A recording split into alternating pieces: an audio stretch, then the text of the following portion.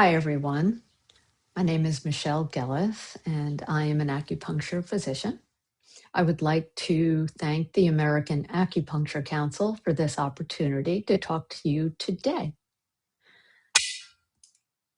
I want to talk to you today about something I think about every single time I work on a patient's face. We've all heard the expression, the face is the mirror of the soul.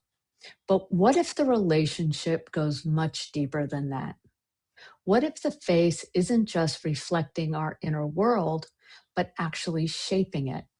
Today, I want to explore what I call the emotional feedback loop of the face, the bidirectional conversation between our expressions, our nervous system, our organs, and our chi.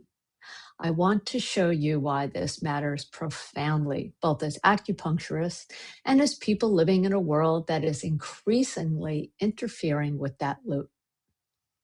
Let's start with the Western research because it's very fascinating and it directly validates what Chinese medicine has understood for thousands of years.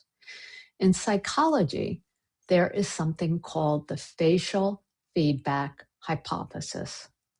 The basic idea is this. Your facial expressions don't just communicate your emotions to the world, they actually generate emotional states within you.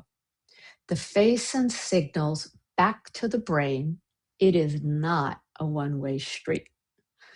This idea goes back to Charles Darwin. In my book, Treating the Face, I talk about research that was done and by Charles Darwin, and it really gained momentum in 1988 when researchers Strack, Martin, and Stepper conducted a now famous experiment. They asked participants to hold a pen between their teeth, which forces a smile, or between their lips, which prevents smiling.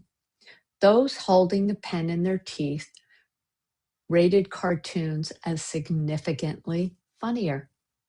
They were smiling without knowing it, and their brains responded accordingly.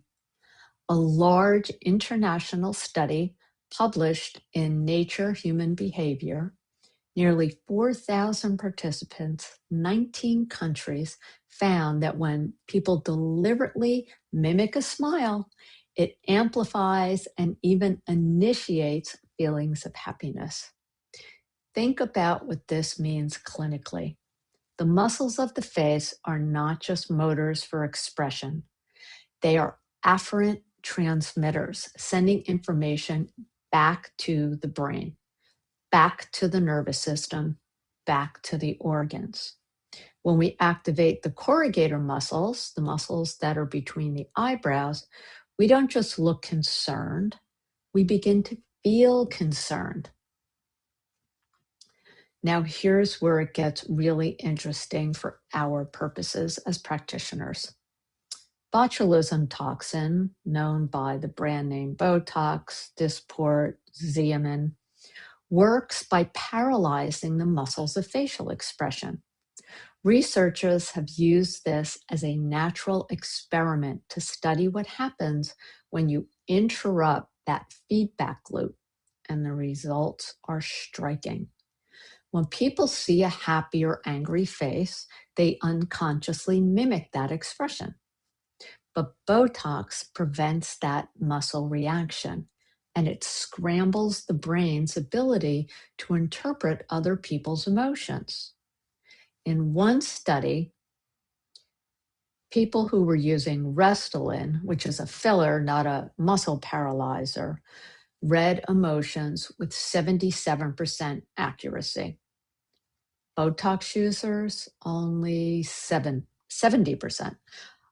We don't just see someone else's expressions, we mirror it micromuscularly. And that mirroring is how we understand what they feel. If you paralyze the muscle, you lose part of your emotional translation system. Research also found that Botox to the crow's feet, those little laugh lines on the sides of your eyes, was associated with increased depression scores and reduced emotion recognition. Freeze the muscles of a real smile. So you only get those when you're smiling really big, like a genuine smile.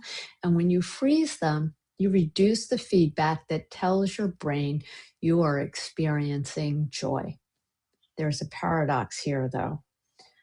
If you use Botox in the glabellar lines between the eyebrows, it can actually reduce depression because you can't frown deeply and they receive less negative feedback associated with worry and sadness.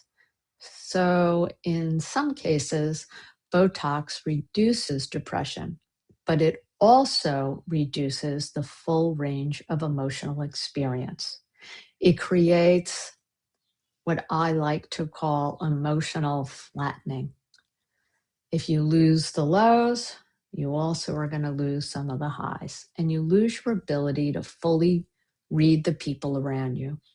As acupuncturists, we need to know that when we're treating patients, if they've had these sorts of injections, it can affect them.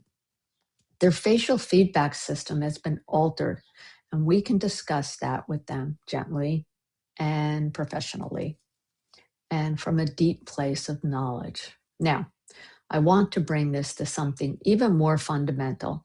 This isn't just about adults choosing cosmetic procedures. This is about how we develop emotionally as human beings from the very beginning of life. When children are very young, newborns, they are going to show a preference for their mother's face within hours of being born.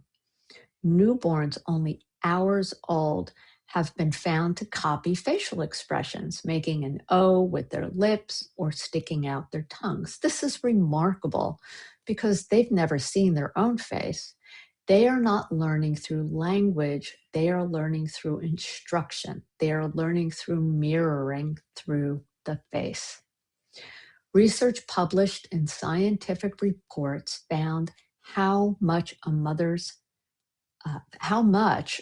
mirrors her baby's face in the first 2 months. And the mirroring that goes on between the mother and the child and how much mirroring occurs actually shapes the baby's developing neural pathways and their ability to process expression for years to come. Mirror neurons may be central to this process. When we observe an emotional state in someone else, the mirror activity occurs in our own emotional center. We feel a version of what they feel through our face. So think about what happens in a family where expression is habitually suppressed. When parents chronically hold tension in their jaw, guard their brow, tighten around the eyes, children are literally learning to hold these same patterns in their own faces. And those muscular patterns are sending feedback to their developing nervous systems, shaping how they experience and regulate emotions for decades. This is not abstract, this is psychology. And it is something Chinese medicine has always understood. In Chinese medicine, the face is never separate from the whole person. Every zone of the face reflects organs, every line, every color, every area of tension. It tells a story about the internal landscape. The brow, the corrugator, the procerus belong to the liver. Chronic furrowing here reflects constraint of liver qi, the holding in of frustration and anger that has nowhere to go. And as Western research now confirms, that muscular tension is not just a symptom, it is perpetuating the emotional state. It is feeding it back into the system. So this is not just carrying a meat suit around. The expressions that we hold back here are going to have an effect on the health of our organ systems. The area around the mouth, the orbicularis oris, the depressor anguli oris, these all belong to our ability to feel joy and express joy. And if these muscles have been paralyzed, then we cannot fully express joy. And if someone has experienced loss, chronic sadness, unexpressed grief, we can see this here also through the large intestine channel. The corners of the mouth will pull down, and that downward pull is sending information back to the nervous system. Something's wrong, something's been lost. What we are looking at when we look at the face is not just age, it is the history of a person's emotional life written in their muscle, fascia, and chi. And what makes facial acupuncture so profound and so different from anything else we do is that we are intervening in that feedback loop. We are releasing the muscular holding patterns that have been perpetuating emotional states, sometimes for decades. We are restoring the flow of chi through the channels that govern the emotional experience and helping the face, and therefore the whole person. In part 2, we are going to go deeper into specific techniques on how to work with these patterns clinically. I would like to thank the American Acupuncture Council again for this opportunity to speak to you today, and make sure to check out part 2.